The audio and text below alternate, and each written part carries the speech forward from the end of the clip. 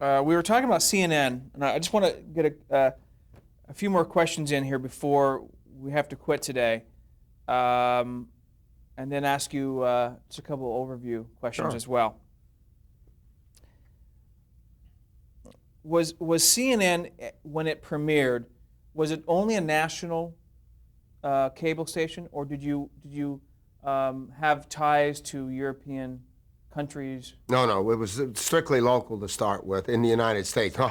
We didn't have enough money to think about going international to start with. And there was virtually no cable outside of the United States either. It was very small, and it hadn't been developed yet. And that would have, we wouldn't have made it. We had to, it was a national and international news service, but aimed here at the United States. I knew that the signal was going to fall over the Caribbean and into Canada, but there was no cable in the Caribbean or Mexico at that time. Probably a few people had satellite receivers, but not many because there were only, just a handful of services up there. So, but when I saw Castro in '82, he had a satellite dish and he was watching CNN, and he told me, he said, "You've got something that leaders all over the world need right now." He said, "I need it." He said, I've got to have it. How did you get invited to Castro? Our news crews were down with some other news crews filming something, some news event in Cuba, and there, when you go to Cuba, they have handlers that take your news crew around, and the handlers had been told to invite me to come down and meet Fidel. He thought that CNN was a very innovative thing, and he just would be happy to meet with me if I could come. So I scheduled it and went down to see him. It was in '82. Enjoy yourself? Yeah. That's pretty. I'd never met a communist dictator before. He was the first one. And, he seemed pretty colorful to me. I did some research before I went down there, and then I did more when I got back. We ended up going hunting and fishing. I spent 3 days down there. And he likes baseball too, right? Oh, yeah. American baseball. Well, he likes baseball's baseball. Yeah. It was invented in the United States during the Civil War.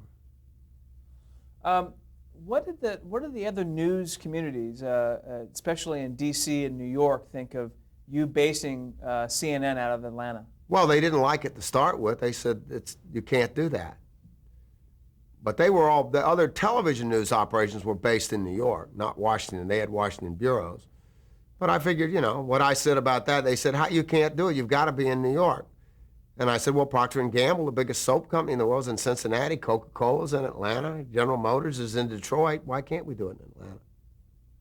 So again, they laughed at you. Or they laughed again, but, I guess they laughed. They didn't laugh in my face directly because I didn't see them very often. But I heard they were laughing. But, he who laughs last laughs best. They're not laughing anymore. I'm doing the laughing now. Been doing it for a long time. What efforts did you take to stay attuned to what was happening on the news, being in Atlanta? I mean, what extra efforts did you have to take, I should say? Well, I've always traveled a lot. I mean, I had to go to New York to get the advertising money. I went to New York a lot. I mean, but basically, since we have the Associated Press and network television, the news comes up. The news isn't all from New York; it's from all over the place. And we had to start with. We very quickly tied the networks in the number of bureaus that we had, and the number of people. We did that very quickly. At the time we started CNN, each one of the network operations had about 2,000 people in news, and we had 300 the first year. Now we've got 3,000 or 4,000, I think, now, and they have about 1,000. So they started out almost 8 times larger than us in personnel, and now we're 4 times larger than they are in personnel, 20 years later. I want to talk to you about, in 1982, 2 years after CNN debuted, you sued the networks? One of them, Westinghouse and ABC, I think. CBS. Maybe we sued, which suit? We sued it For access to the White House Yes. pool, we did Tell that me right about that. away.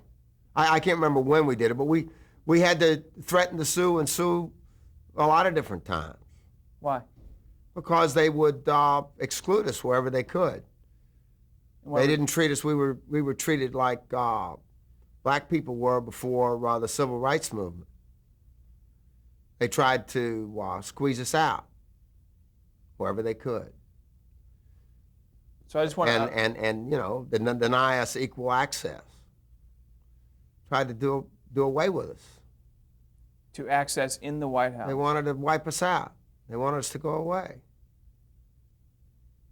Just want to explain to anyone watching this, let's say 20 years from now, the general premise was that the Wherever they could, they blocked us. And they had the White House pool. There were only 3 of them in it, and we asked to be allowed to be an equal contributing member to the White House pool, which meant that our cameras on are rotating every 4th day. We were non-union. They would say use that as an excuse because we couldn't afford to be unionized. We were just barely getting by as it was, or not getting by. We lost money for 5 years. I mean, it wasn't like it was profitable from the first day. And so we sued them, and then I can't remember whether we won or whether they let us in when they saw that we were going to win. why was I think it was. We had to sue the White House, too. I was going to ask you, why was President Reagan and James Brady included? Because he was into the White House pool. We had they were in cahoots. They were, you know, agreed because they wanted good coverage from the network, so they would not do anything that they went along with the networks because they wanted the networks to be friendly to them, so they wouldn't rock the boat. You know, government and big business. You know, the guys that are paying all the contributions and all that sort of thing. That's why we got such a, you know, like the sugar lobby down in. Those 6 guys that own the sugar plantations north of the Everglades are getting subsidies on their sugar, and they're polluting the Everglades. 6 guys, and they contribute millions to both the Democrats and the Republicans. They're just buying us off. You know, it's a bad deal for the average American citizen. We're getting screwed. Same thing with guns. Well, It's a different issue, but Well, that's right. Well, you know, the politicians do their best to avoid passing legislation that's unfavorable to their big contributors, usually. It's sad. And we're trying to change that, but it's a big deal to do.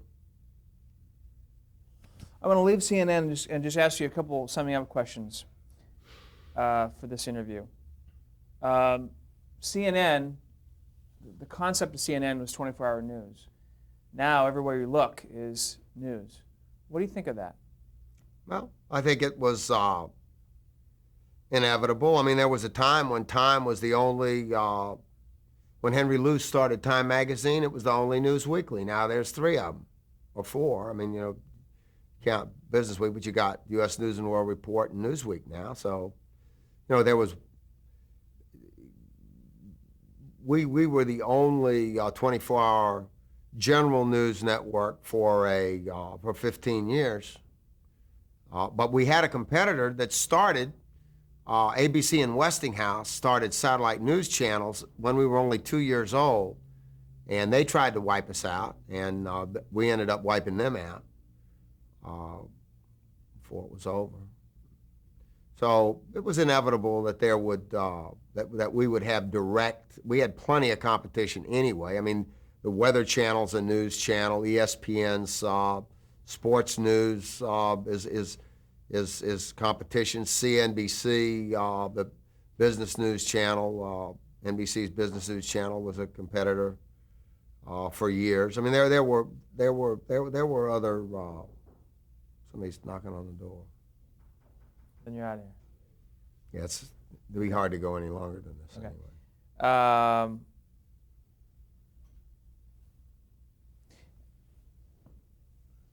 What were we talking about? Before we got interrupted. Other news channels. How do you stay competitive?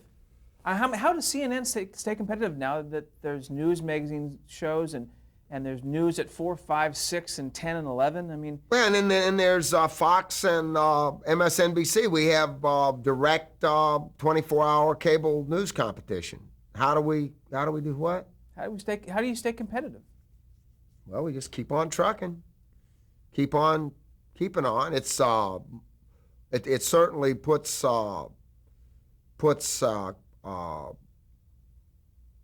pressure on you to both with the viewers, keeping your ratings up with so many alternatives, and it subsequently puts pressure on your income, your advertising income, because the bigger your audience, the more you can charge for advertising. So it definitely is a negative factor to us, who at one time had a higher share of the audience than we do now. But we've got a financial news channel and a sports news channel that don't have a lot of distribution, but they're perking along. And we got headline news, and we're still way out in front in the news business. But we have a lot more competition. Competition is just a fact of life.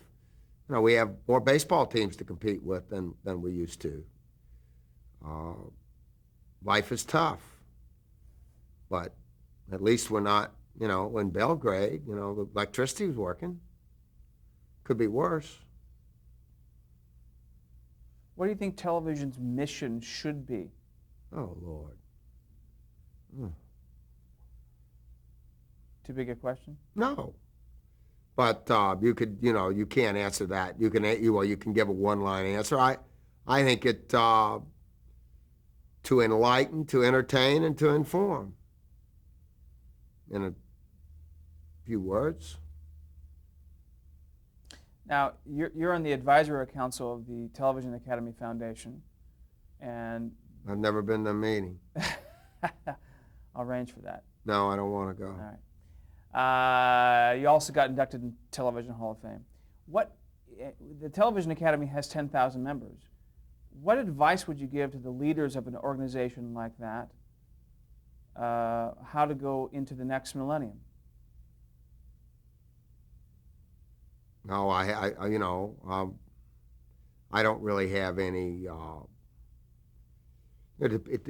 Basically, you'd have to know more about the person. I mean, if it's a news person, it would be one thing. If they're making sitcoms, I mean, there is no one bit of advice.